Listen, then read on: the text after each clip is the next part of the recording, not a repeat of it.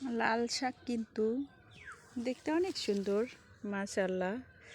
লাল অনেক সুন্দর, তবে এই লাল শাক শিশুদের খুবই পছন্দের একটা খাবার বা সবজি। লাল শাক লাল বলে শিশুরা অনেক পছন্দ করে, আমারও কিন্তু অনেক ভালো লাগে লাল শাকগুলো। লাল শাক দিয়ে ভাত খেতে দারুণ মজা।